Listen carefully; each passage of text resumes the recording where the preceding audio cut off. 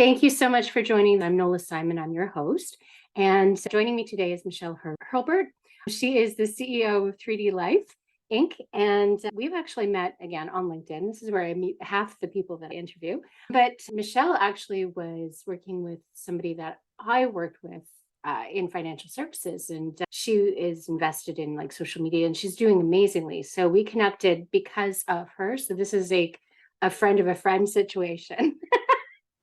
Absolutely. Um, and so we just started chatting, and it's really just something that's built up over the years. And Michelle has really pivoted away from education into more leadership coaching. And I thought, particularly with everything that's happening in the world and the way that leadership is really being incredibly stressed and pivoting, I thought that it was a good idea to bring her on to talk about that. So thank you very much. Was there anything that I missed there that you wanted to emphasize? No, that was great. Well done. Golden star for you, Nola. Gold star, yay. So how are you seeing leadership change? That's a great question because as someone who had been in a public school education system and a private school education system for about 20 years, I have seen the additional pressures and the additional stresses that have come with being a leader. Before it was, I'm the head of this organization. These are the things I need to do. There was this nice little list that check, I can do those things and I'm doing my job. As time has progressed and things have happened in the world and pandemics, Black Lives Matter, a really transformational shift toward EI initiatives and supplier diversity initiatives and whatnot. There's leadership has become or is becoming much more focused on, or a need to focus on the people, the human beings that they're leading. But that also means that they need to be focused on themselves and what their limits are, how are they taking care of themselves and their own well-being so that they can show up and be effective to lead others. So it's not leadership now isn't about showing up and being the boss. Leadership now is more, I need to show up. I need to be able to listen. I need to be able to be present and make time for the people that I'm leading, but also to empower them, inspire them, be valuable as a human being to them so that they also are inspired to become leaders themselves. So it's not a I'm the leader and nobody else can be anymore. It's really grounded in human leadership and recognizing that you're going to have people follow you, you're going to have people on board with you, much more so when you recognize their humanity, when you recognize their individual and collective needs, but that you also are able to turn that back on yourself and recognize it for that you also have those individual and collective needs as well. Yeah, definitely. And if you're going to reference it, it's about that authenticity, that being able to share your own experiences and be aware of the biases that you bring, things that are triggering for you as well too, right? That impact your 100%. ability to role model in the way that you might want to.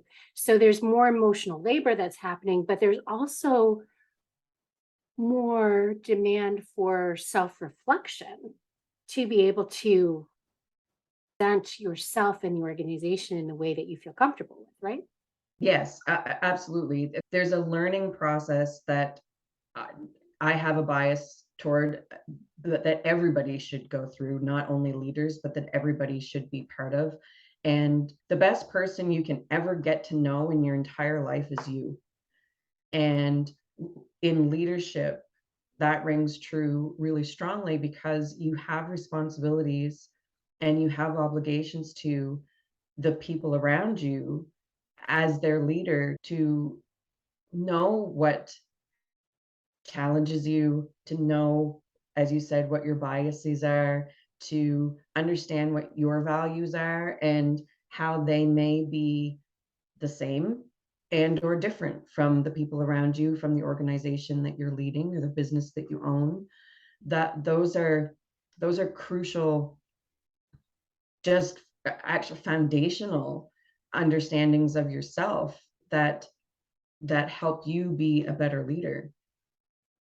Yeah, I actually had somebody on the podcast earlier this year, and she's a coach therapist. And so she actually, her dream job is really to be hired to work internally at a company where you work with everybody in the company Nice. so that Yeah. you get the context of how all of those interpersonal relationships really impact the business decisions and the path of the company. So I think Yeah. that's a really fascinating job.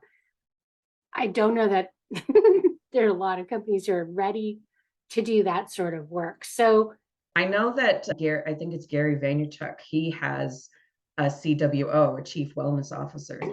yeah, He's one of the only ones that I know of that actually in this company has a CWO.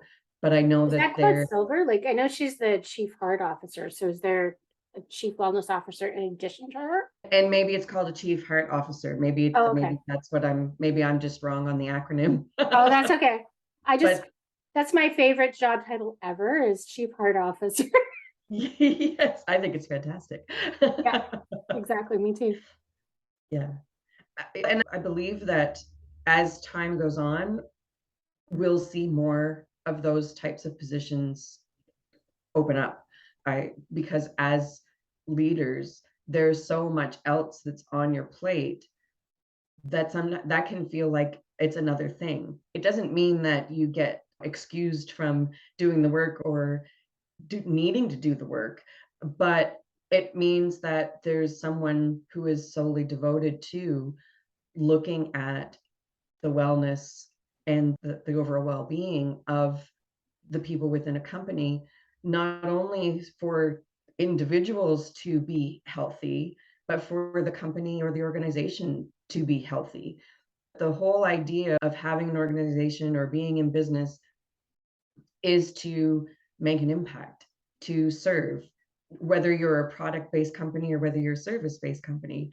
It's you want to be successful, you want to reach that vision through the mission that you have. But in order to do that, you have to have people within, leaders included, who understand fundamentally that the best way to make that happen is to ensure that the people that you're working with and for are good, that they're satisfied, they're fulfilled, they're purpose driven, they have, and they know that their well being is a priority in the company. And so, how do you avoid, like we've seen before, innovation theater? Is this wellness theater? So, how do you make sure that people understand that this is something that you're really committed to as an organization, as a leader, and you really want to make sure that people are thriving? What has to be different than it was in the past? One of the biggest things that I lean toward is communication.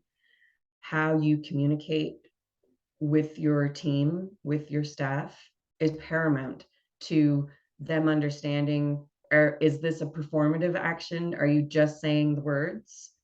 Or is this something that actually you do care about? Because even in the delivery of your messaging, even if in having those conversations, subtle nuances, subtle body language, tone of voice, all of those things give you that underlying, maybe hidden, uh, true message that if someone's being genuine, people know. And so communication is massive. I think that, and the leader themselves and the other parts of the company or the team that are in charge of or responsible for everything that goes on within, being on the same page with that message is also a really crucial factor, because it can't just come from one person. It has to trickle down, and it has to trickle across. It's not, I know that hierarchy still exists, but it's really something that needs to be seen as, this is everybody together wanting this and needing it to happen, knowing that in the end, you're going to get more results, you're going to have more successful outcomes, you're going to have fewer people taking sick time or going out on stress leave or worrying about where they're at, or if they're, the whole idea of quiet quitting is taken social media by storm over the last several months. And it's, you know what, quiet quitting's been around for a long time. It just has a new fancy name now, and it's suddenly popular to talk about it. But there have always been people in organizations, in companies, and in businesses that don't, that only do what their job is supposed to be, and some do less. So quiet quitting's been around for a long time. It's how do we address it? How do we get people on board, or how do we help them move on to something else that's more valuable to them? And personally, the quiet quitting is really an agenda to focus the what needs to happen for executive leadership onto the individuals. That's a reframing, it's a Right. political agenda. But you're absolutely right. It has been happening for a long time. Personally, I engaged in it when I was trying to actually get pregnant with kids. I had a miscarriage, right? And that was my focus. And I turned down, I was being stalked for the client account manager role that I eventually got. I would have a leader actually come to my desk, like probably weekly, trying to convince me to actually take this role. But the thing is, it was really paper based. They were doing really long hours. They didn't have really good systems in place. And I was like, oh, and you needed to also get certified in the American like, equivalent of the Canadian securities course. I was like, yeah, I've got the Canadian securities course. It hasn't done much for me. And I really don't feel like doing the American versions. No. And so I didn't go to events because of where I live, because Right. it was an hour drive in, an hour drive home, and then trying to get pregnant on top of that, managing stress. And I'm like, I don't need all this. For years, I turned down Absolutely. promotions Yes. because it didn't work for me. And that really is quiet quitting. But it was me prioritizing what I needed in my life. Exactly. Yes. And they didn't love me. It Yeah. wasn't necessarily hampering me doing the job that I had been hired to do. It's Right. just I wasn't doing anything over and above that, and I wasn't accepting where they wanted to put me. Sometimes people are comfortable and perfectly fine with where Yep, they're at. yep, Lots of people don't necessarily want to promote themselves or get a promotion or switch roles. Like, they like where they're at, and they're good at where they're at. They drive results from where they're at. Some people, not everybody wants to climb the ladder. yep. And it's a second career. So I remember working with a lady, she was hired on and she flat out told them, like, this is my last job before I retire. Don't talk to me about anything else. Like, I'm being hired. This is what you're hiring me to do, and this is what I want to do. I'm not going to have a conversation with you. And it Right. just, fortunately, we had a manager who accepted that and Right. she worked around it and she was flexible and enough in the mindset of knowing how she empowered her and enabled her to do the best that she possibly could in that role without putting extra on her. Nice. Yeah, And that's awesome. she was a fabulous manager. She was actually one of the managers. There was another lady on our team. I use her as the example of thinking outside the box when it comes to benefits and how to empower your staff. This team member of mine, she had a horse. She had a horse for 20 years and the horse got sick and actually needed to go Mm, to Guelph University, have like majorly expensive surgery and no idea whether the horse was going to survive. And our manager got bereavement leave of 3 weeks approved for amazing. the horse while the horse was under surgery and like all that care. And then eventually something happened and the horse passed That's away. amazing. Yeah. And for a horse, especially in Yeah. a traditional environment like we were, it was amazing. So I always encourage people to look at, there's the benchmark of what you have to do and what legislation tells you that you have to do. But that's like the baseline. You can do better. How do you do better? And I look at it from a standpoint of, if I think about We talk about emotional intelligence skills. And as I'm a former educator, and so for the last 5 years of my education career, I worked as a social emotional learning coach.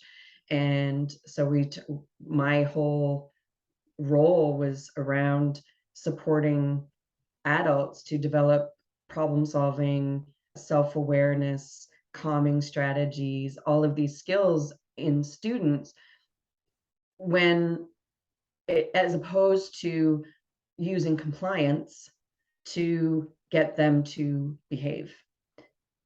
So when you talk about thinking outside of the box, or rather than thinking as a leader that everything has to be, I know that some things have to be followed, tickety boo, I get that.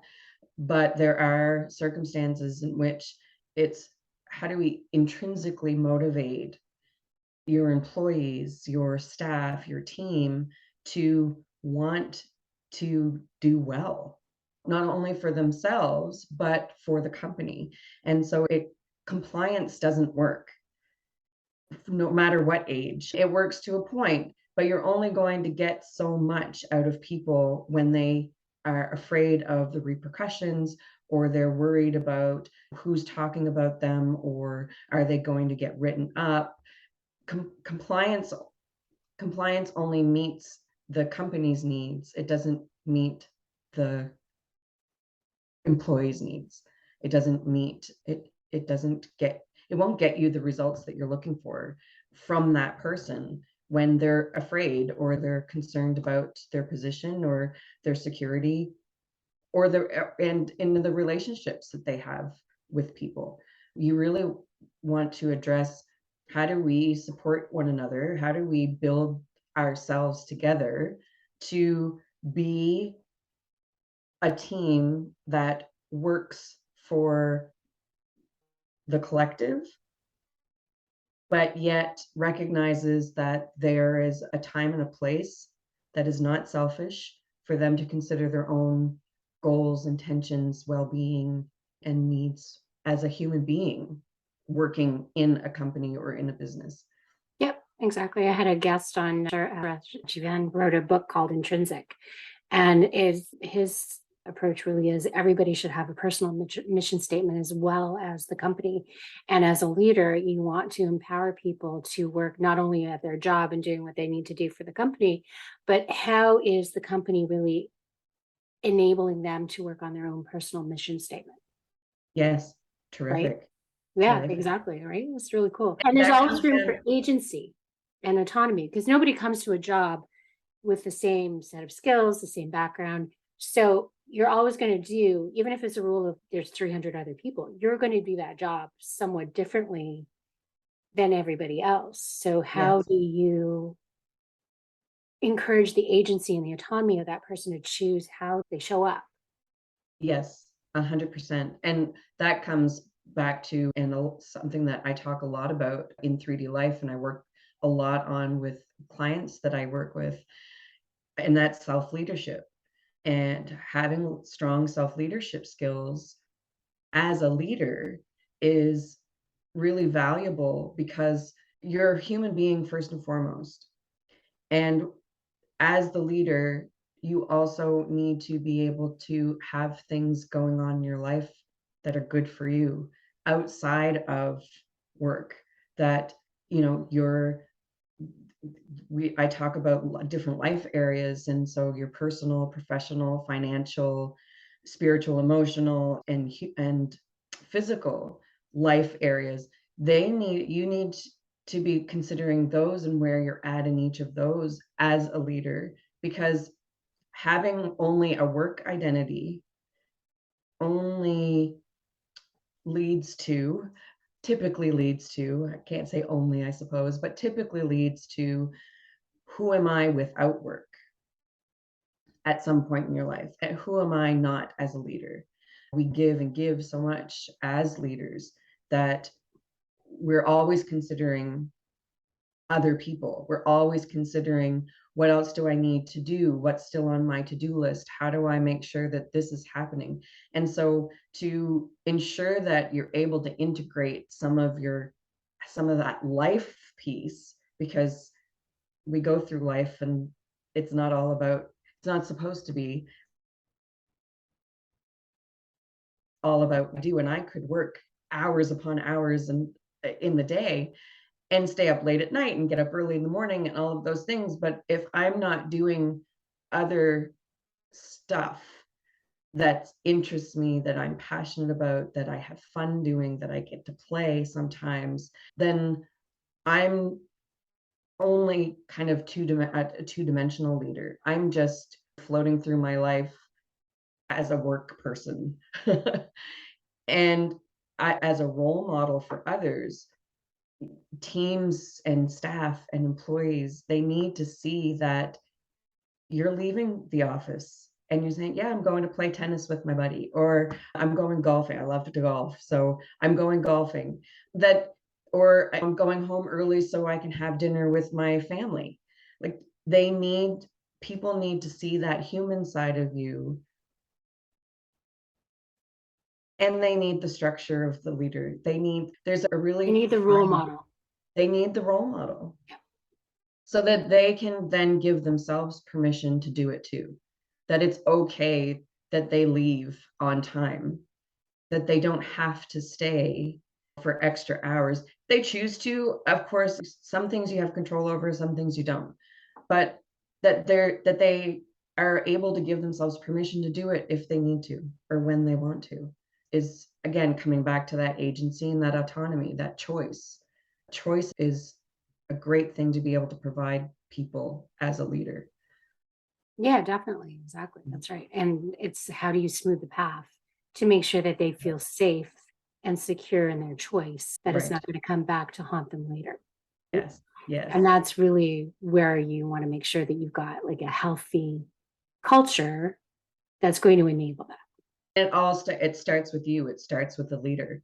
That healthy culture doesn't just manifest. It really starts with who you are as the leader and how you're leading yourself, and if And you're what you tolerate. and what you tolerate. And that comes back to skills, right? It comes back to what skills do you have as a leader, and if, for example, if strong communication isn't one of them, that's going to be a very large obstacle in creating a healthy environment, a healthy workplace. A leader, you have to be able to communicate, and good communication, not I'm telling you what to do. So have you heard of Basecamp? So you had mentioned earlier, diversity and inclusion is really important and managing yourself. So Basecamp is actually an interesting company, especially when they came out last year and they said basically nobody's allowed to talk politics at work. Did you hear about that? I have not heard about this. Oh, Basecamp is an interesting company to research because they do really good work, but they have some interesting policies. So this created a firestorm because they had probably about 20% of their staff quit because it all came out right around when the whole Black Lives Matter started escalating, and then they felt that people couldn't bring themselves to work and be authentic and talk about everything else that was happening in their life. So there are two schools of thought, right? So either you bring all of the stuff to your work or you don't.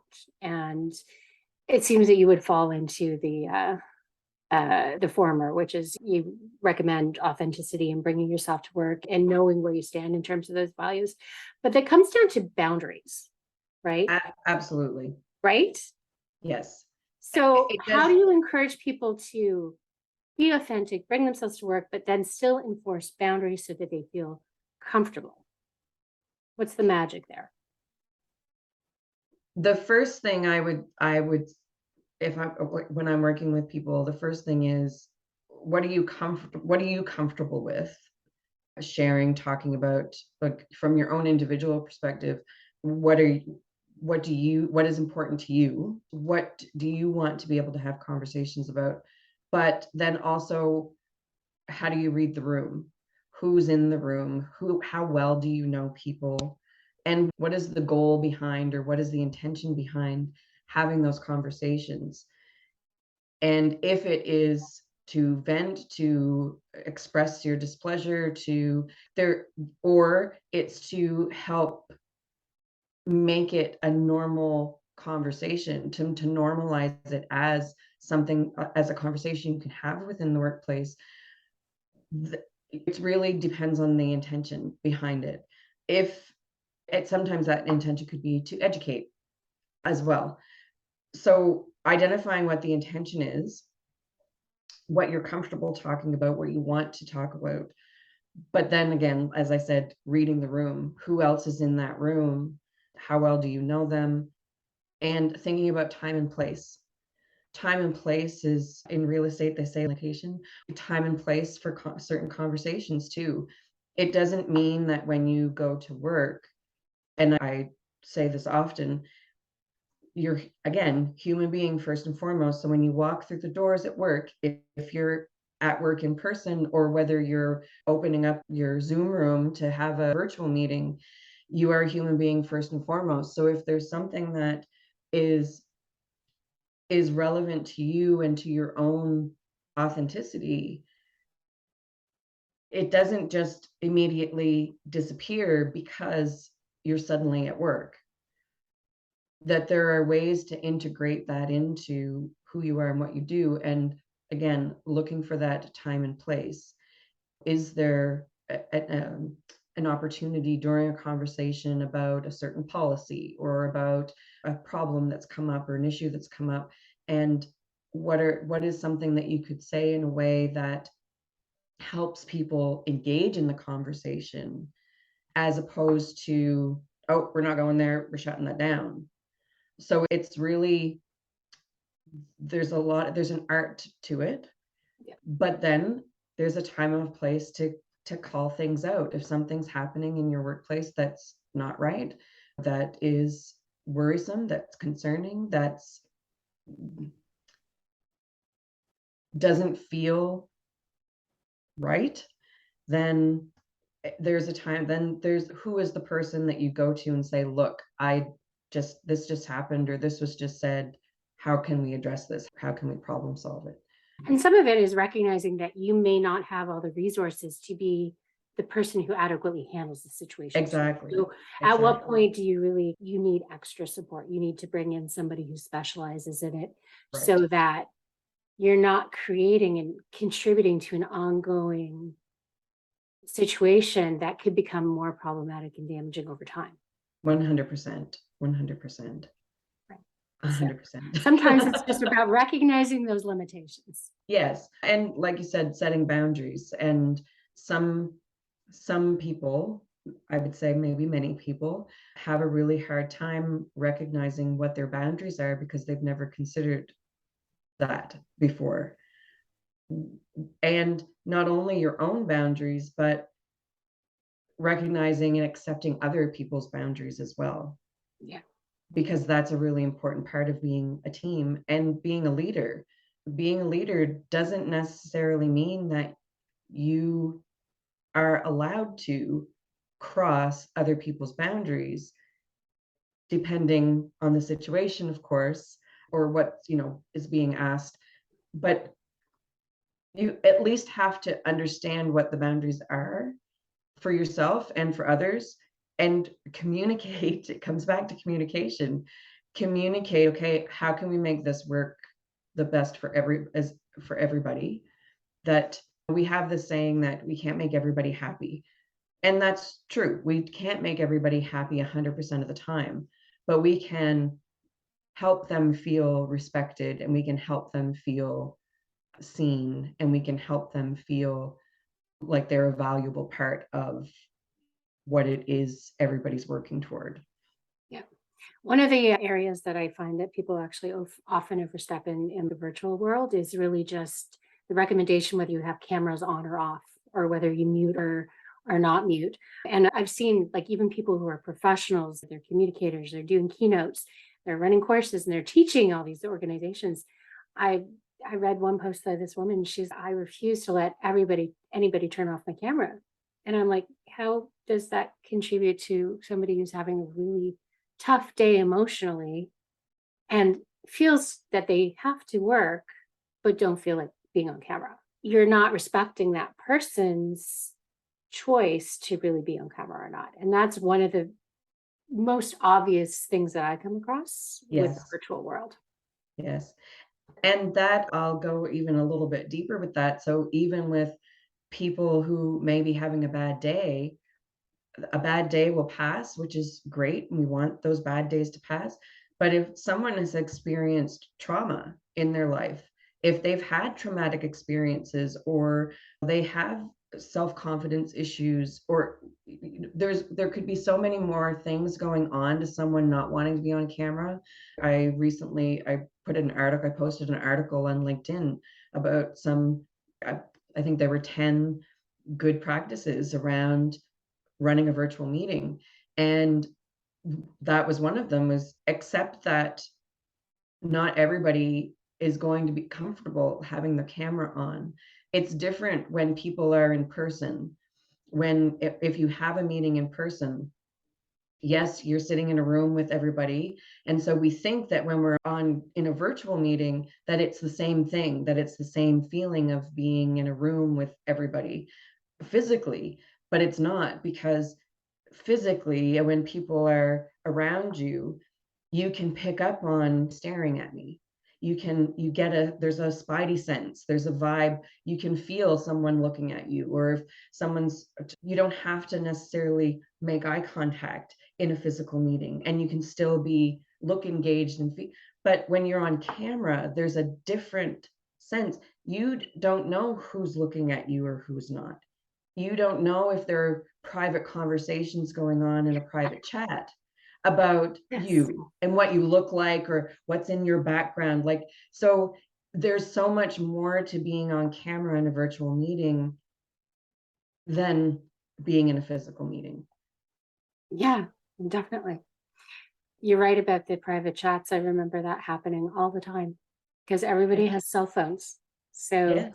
as an employer, you may think that you understand what's happening in that meeting, but unless you know your people really well, you have no concept of what's Yes. happening in that meeting behind the scenes. And you can't monitor that. You can't surveil that. No. And that's another point, is knowing as a leader what is within your control and what is not is really key to being able to let go of some stuff. Because if we, as the leader, yes, you have responsibilities, and yes, if something happens and someone in your company or someone in your organization is being disrespected or they're being harassed or whatever it may be, yes, it's your responsibility to problem solve that and try to help prevent it through establishing healthier workplace environments, by engaging in conversations, by having your team and your staff come together and collectively create some norms, some group norms that everybody feels more or less comfortable with. That here are some protocols, here are some lines in the sand that we can set up as a collective group to ensure that, or at least to be proactive about and try to prevent some of the more negative things that can happen in a company or in an organization, Yeah. among people, because we don't have control over everybody. We really don't, as much as we want to. Sometimes we don't. They are their own people, and sometimes some of the things that are going to come out of their mouths, or the body language or the tone of voice that they use, is not going to be appropriate. And then it's okay, so we've talked about this. Then in setting up those norms and having those conversations, you can then say, okay, we talked about this, we did this together, this was something that we had agreed to, now it's become an issue, or this has come up. And so how do we solve this? What are some solutions? What are some ways that we can work this through to repair what's happened and get back to following those norms and staying on track with those? Yep. And it's also about believing the people when they come to you, because microaggressions happen all the time in the workplace Yes. and for a variety of reasons. And I personally experienced that myself too. And it happened in person. So that's an Wow. interesting functionality of what happened with the pandemic and everybody being forced home and working remotely. Microaggressions reduced because the screens act as a barrier to that. So there Yes. used to be a guy I used to dread going in person because there was always this one man who would stare at me, glare at me the entire time I was actually in the office.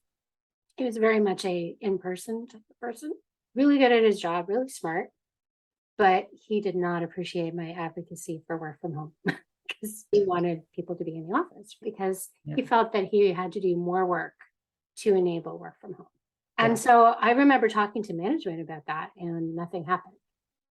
So what Yeah. happened was I left. Yes. And Well, before I left, I and talked that's to him about his anger issues.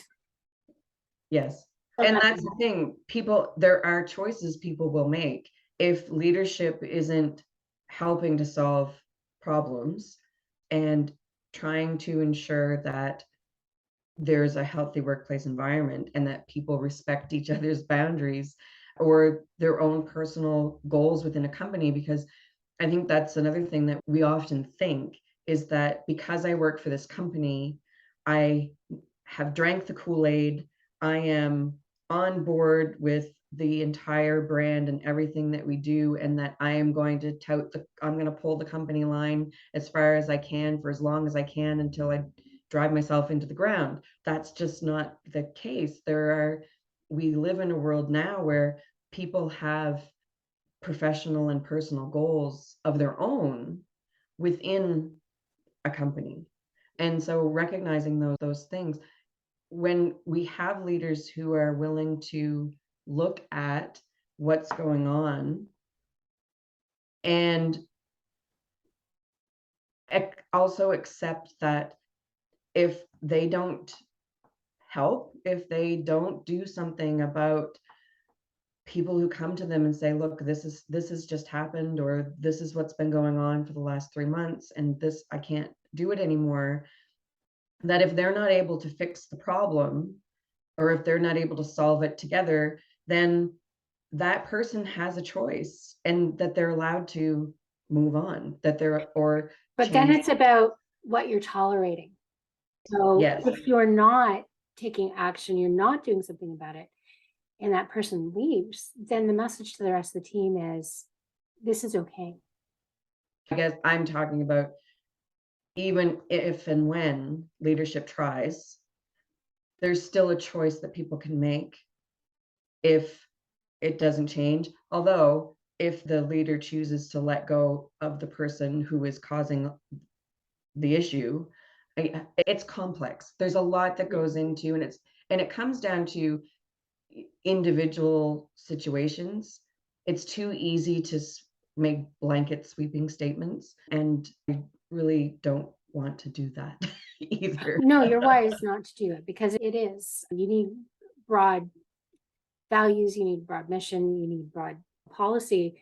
But then Yes, when it comes down to individual situations, you have to interpret those individual situations and take action. absolutely. I think Absolutely. that you just have to understand that those individual decisions that you make in those individual situations are then extrapolated and reinterpreted. Right. So you have to be Yes. cautious Yes. with Yes. how that is perceived, right? And I Yes. think that's sometimes where leadership doesn't necessarily do that type of forecasting of how that's actually going to be perceived. Right. Yes. Yeah. And I think that comes back to skill. I think that comes back to some, we have to remember also that leaders are people too, and that they're human as well, and that we have leaders who don't know what they don't know.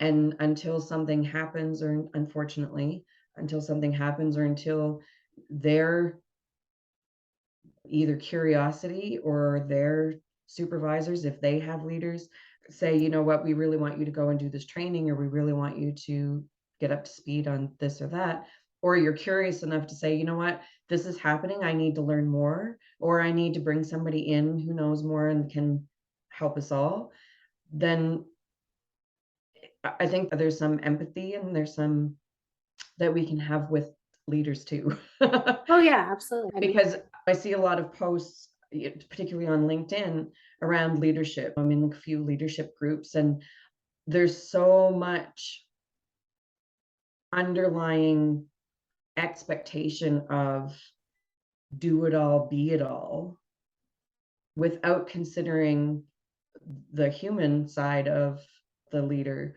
that yeah, it's overwhelming and it can be really, it's a highly stressful position, but that doesn't mean that you can't learn, and it doesn't mean that you can't learn about yourself enough to say, okay, what do I need, what do I want in this role, how do I want to show up for the people that I work with and for, what are my personal and professional goals as a leader, and then how do I encourage that in others, how do I role model that, how do I bring that same learning and understanding to the rest of the people in my organization or in my company.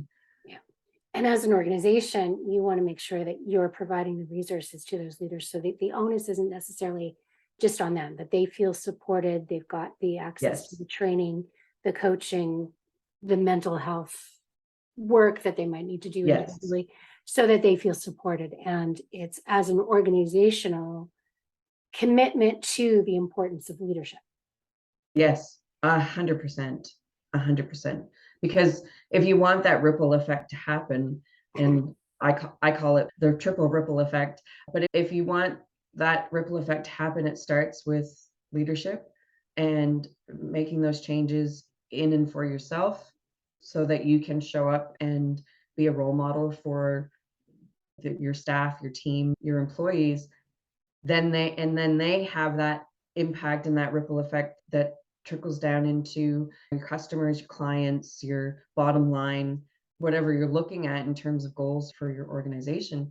Then it's that ripple effect that I get excited about, because we have strong, healthy, aware, self-leading leaders who are open to communicating and having strong, meaningful conversations with people and ensuring that everybody's working together to create a healthy workplace environment.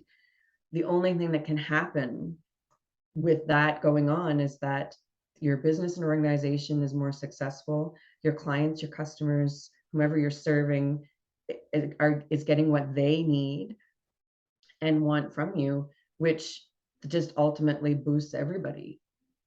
Right? It's a People are not an win-win-win. expense to be written off. They are Right. investments, and we need Yes. to reframe that. And we see a lot of performative stuff happening. Let's just put in a workout room or a wellness center, or here you get a 10% discount off a membership at our local gym. Like, those are performative things. Those are things you can say, check, yep, we did it. Oh, let's gather everybody together for one day, feeling good with each other, doing all kinds of icebreakers. And now we really feel connected. Okay, off you go for the next 245 days or whatever it is. And thinking that, okay, check, we have the well-being, check, we made connections, we built relationships, check, we have the workout room, we have a meditation room. Like, those are just performative actions that, as you said, can be taken off at claimed, can be used as expenses. But unless the actual, if the policies don't change around and the expectations don't change about when and how and where people use these things, or can't, or do they feel like they have permission to use them, they're there. But if I go during my lunch hour, there's so much that comes into making those spaces work. It doesn't mean don't put them in, it doesn't mean don't have them or don't do some of those things, but there has to be a fundamental change in the expectation around the work that you do. Yeah. If your workload is too intense for you to actually justify taking half an hour to go to the gym, then Yes. you've got the gym, but nobody can use it. I'll give you Right. a specific example of how dysfunctional leadership can contribute to that too. We used to have a VP, and she would spend her lunch hours tracking who went to the gym and when they came back, because her office overlooked the path.